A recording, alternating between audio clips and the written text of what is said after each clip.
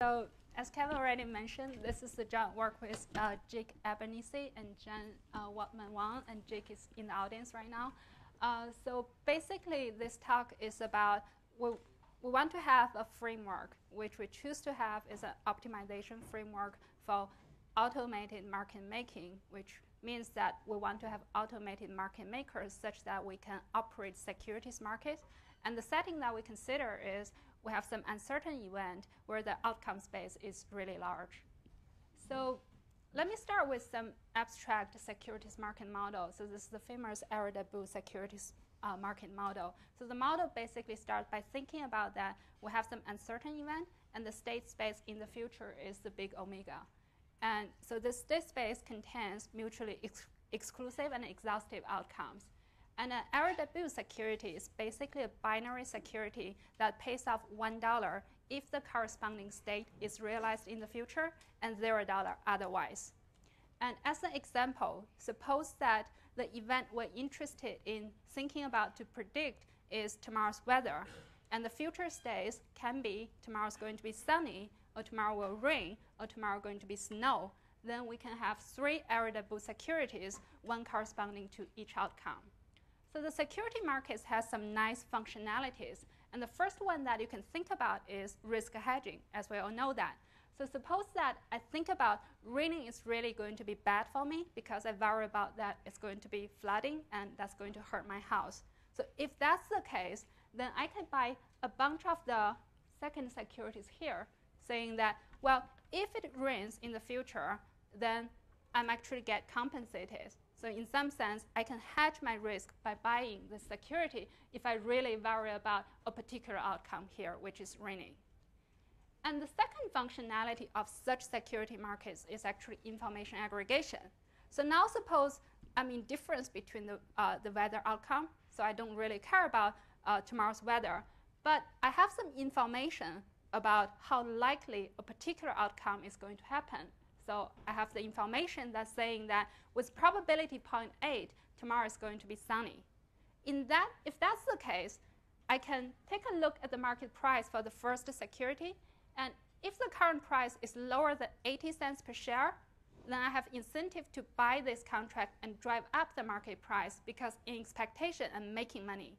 And if the market price is lower than 80 cents, then, if the market price is higher than 80 cents, then I have incentive to sell. If it's lower, I have incentive to buy. Okay.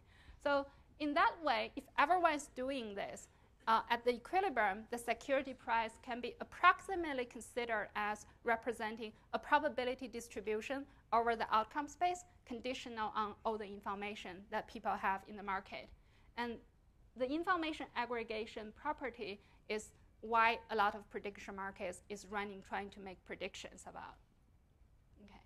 So the important notion with Arrow-Debu security is the complete market. So what complete markets means is when we have the state space to be omega, and a complete market just says that suppose we have the size of the state space minus 1 linearly independent security offered in the market, then such a security market is the complete market. And the wonderful thing about complete market is if we're thinking about risk hedging, when we have a complete market, we can possibly just construct any future payoff vector by buying some linear combination of the linearly independent securities. So this set of linearly independent securities allow us to construct arbitrary payoff vector in the future. In some sense, if we have a certain type of risk, we will guarantee to be able to hedge that risk. And in terms of information aggregation, the advantage will be if we have some probability distribution over the state space, when we have a complete market, then we can express that probability distribution in the market. By saying expressing, I mean that I can change the market price to representing my probability distribution over the state space. So complete is in the sense of risk hedging and information aggregation. So this is really nice. And we actually know how to operate market maker mechanisms for complete markets fairly well. So the idea is that when we have a random event, so again, we're using the weather forecasting example here, we just offer one Arrow-Debu security for each outcome. So remember, the complete market, we only need 2 securities here, but just for easy to operate, we offer 3 securities anyway. So we still have a complete market. And the market maker, what the market maker does is it keeps track of a quantity vector. So this vector represents how many shares has been purchased for each of the securities offered. And it has a cost potential function, which is this function called CQ here. And when someone comes to the market and saying that I want to buy a bundle R of shares, then the market maker uses this cost potential function to determine the payment that the trader needs to pay to the market maker. So if this is negative, it means that the market maker pays the trader. Okay? And the instantaneous price, so the price is just the partial derivative of the cost function, and this is representing our prediction for how likely the events is going to happen. So this is generally how the market maker mechanism for complete markets works. And just as an example, so this is called the logarithmic market scoring rule. I'm not going to explain why the market maker has such a name, but basically it has a cost function that looks like this, and a price function, which is the partial derivative of the cost function. So the exact form of the cost function and the price function here are not important, but let's take a look at intuitively how such market maker works. So I'm drawing a price for one security. I'm assuming that this is the example that I'm giving. I have a 2-outcome market, and I'm drawing the price for a particular outcome. And the x-axis is the number of outstanding shares for outcome 1, and the y-axis is the price of contract 1. Okay? So when no one has purchased any shares, the price is 0.5 for security 1, and similarly 0.5 for security 2. And if someone comes and saying that I want to buy 100 shares, this shaded red area is the total amount that the trader needs to pay to the market institution. So this is the difference between the cost function. So before buying 100 shares and after buying 100 shares. And now if at this point another trader comes in saying that I want to buy another 100 shares, he's going to pay the blue region here. So essentially the price is the price per epsilon share, and it changes continuously as people keep buying the shares. Okay? So let's take a look at the price and cost function just to think about whether this market maker is reasonable, just to get some intuition about whether it makes sense.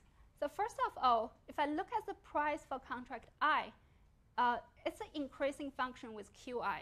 QI is the number of shares that has been purchased by all the traders in the market. So which means that if traders keep buying a particular security, the price for that security increases, which sounds like reasonable. We do expect that the price will increase with more purchases.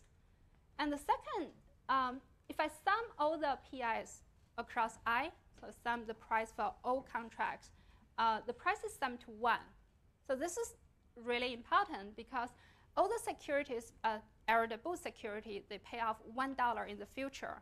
So if the sum of the prices doesn't equal to 1, if it's less than 1, then a trader can come to the market and buy 1 share for each security and guaranteed to receive $1 payoff in the future, because at least exactly 1 outcome will happen in the future, and the trader will receive $1, and there's arbitrage opportunity. And similarly, if the price sums to greater than 1, then the traders can sell 1 share for each outcome and have a guaranteed profit. So prices summed to 1 is really important. It means that this market doesn't have any arbitrage. Okay, so that's good. And in addition, so we're operating an automated market maker. We don't want the market institution to lose infinite amount of money. And for this particular market maker, it has the bounded worst case loss, where B here is the free parameter. It can take any positive value, and N is the total number of outcomes that we're considering here. So it has bounded worst case loss. So that's reasonable too. So we have fairly good understanding of how can we operating a market, operating an automated market maker mechanism for a complete market. But the challenging comes to when we consider the large state space. So if the outcome space is really large, for example, we have n competing candidates, then we have n factorial number of outcomes. And if we have like a binary events, n binary events, and then the outcome space will be 2 to the power of n. And sometimes we actually have some state space that is continuous. In that case, we have infinite outcome space. So for such settings, we wouldn't be able to just use the existing market maker mechanism, the logarithmic market scaling rule, for example, because calculating the prices becomes intractable. So we wouldn't be able to just keep track of the outstanding shares and calculate price for each of the underlying outcomes. And also, people are very bad at assessing very low probability events. So the probability for each one of these outcomes is going to be really, really low, and it's not interesting for people to assess such probability. So certainly we can run separate market, separate independent market. So for example, in the house racing setting, in practice, there's markets that allow people to bet on win, so which house is going to win, place, so whether the house will be among the top 2 or not, or show, that means the top 3.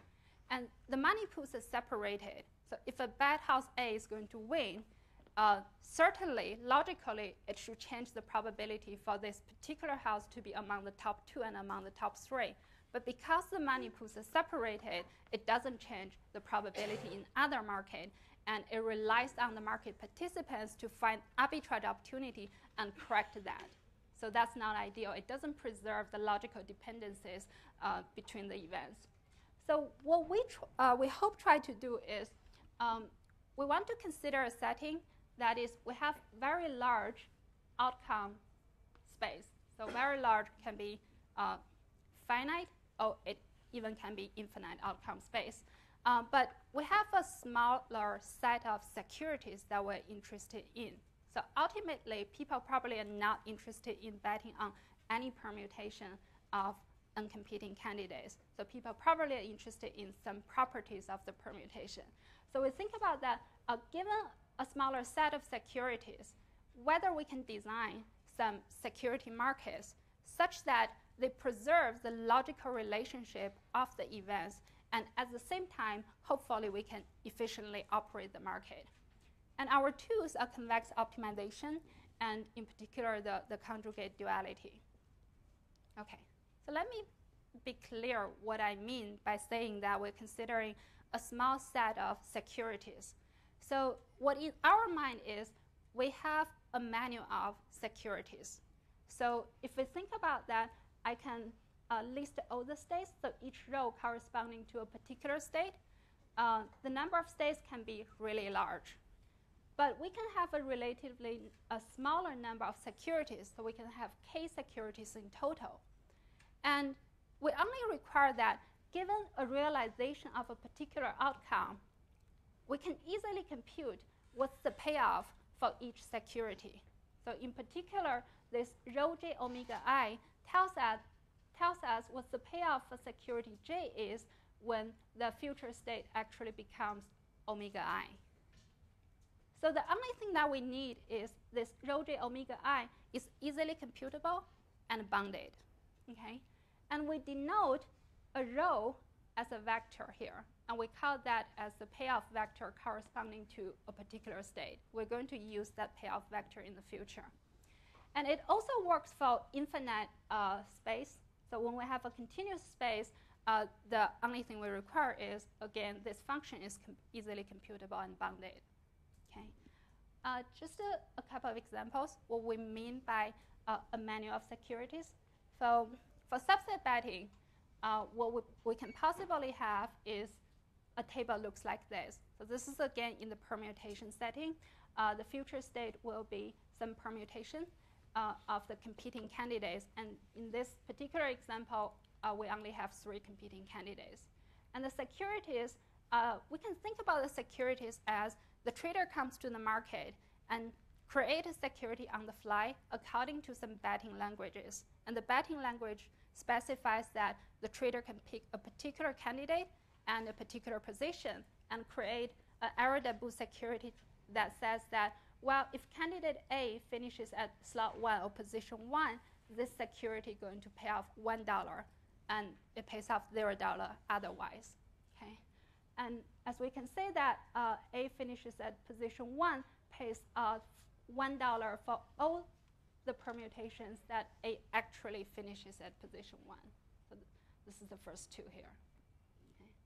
So this betting language is known to be sharply hard to price if we use the logarithmic market scoring rule market maker. So if it takes the existing market maker and trying to say whether it can price this particular contract of betting languages, the answer is computationally hard. It's sharply hard. Okay. So the other example is the pair betting. This probably is a very natural one. So I may not have information about a lot of candidates, but I probably have better information about 2 particular candidates and its relative strengths. So if I want to say that candidate A is going to finish ahead of B, and I want to get $1 if this event turns out to be true, we can think about the security menu looks like the following table. So I'm betting on A is going to finish ahead of B, and I got paid $1 if it turns out to be true. Okay. And again, this is known to be sharply hard to price using existing market mechanism. So we have seen that we hit some complexity like barriers here. So we have some existing market maker mechanism that we know can handle complete market reasonably well. But even if we consider really, really simple betting languages for large outcome space, they become computationally hard. So the question for us is, we don't want to start from existing market maker mechanism. We want to forget about the existing market maker mechanism and just to think about, given a set of securities, can we design a pricing mechanism for these securities such that this pricing mechanism are reasonable? And we don't even want to presume that we have to use a cost function. So at the very basic level, what we need is we just need a pricing algorithm such that, oh, it does have some incompatibility. Yeah, sorry. This is the Mac version of the PowerPoint showing up with the Windows version.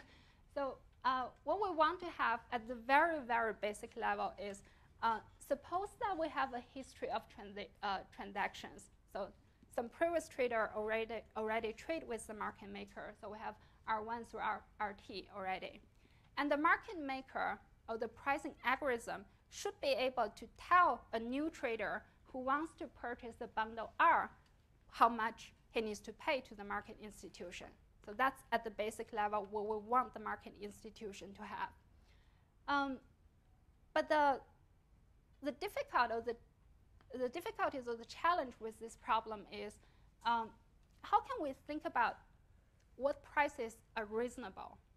So when we have a complete market, because we're offering irreducible securities, all pays off $1 if the corresponding outcome happens, we have a nice constraint saying that the prices should always sum to 1.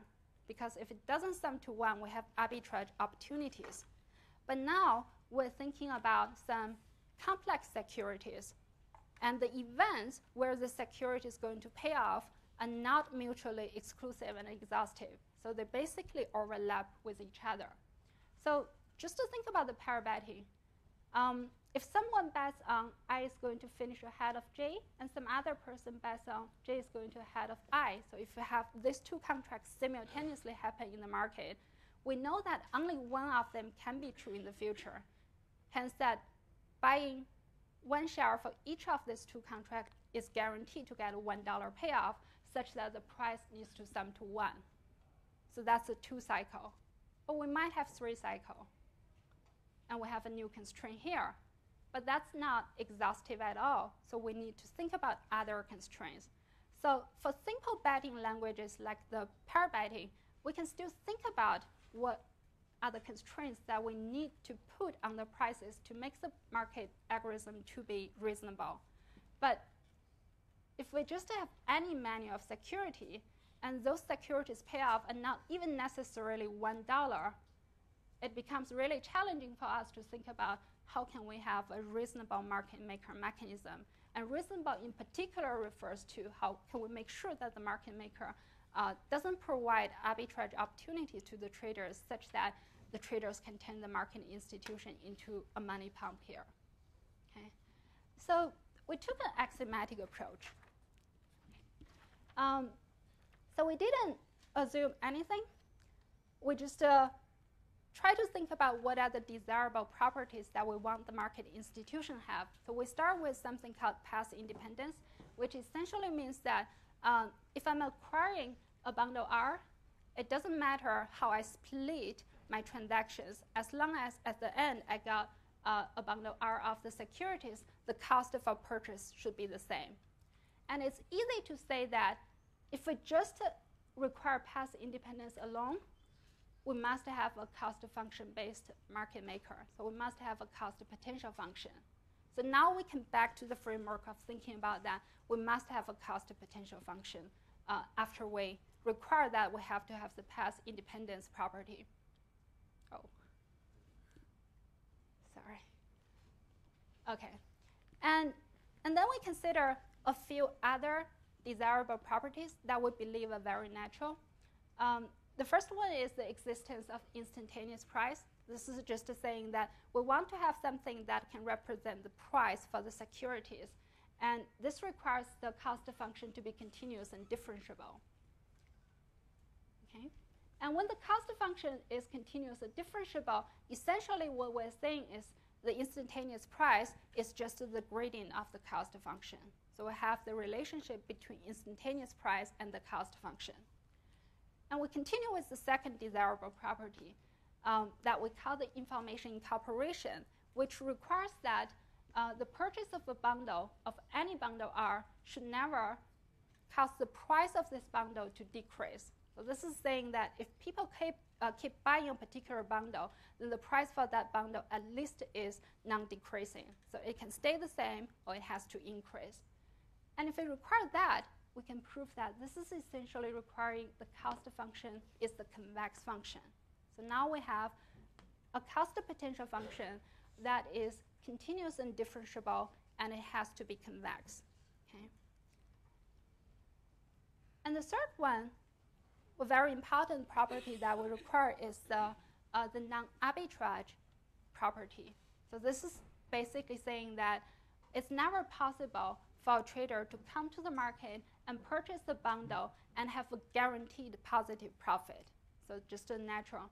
And if we combine non-arbitrage requirement with the first two, what we have is saying that the feasible price region must be contained in the convex hull of the security payoff, where the security payoff are the vectors that we consider in the manual table. So essentially, this is the vector for securities payoff when outcome omega 1 turns out to be true.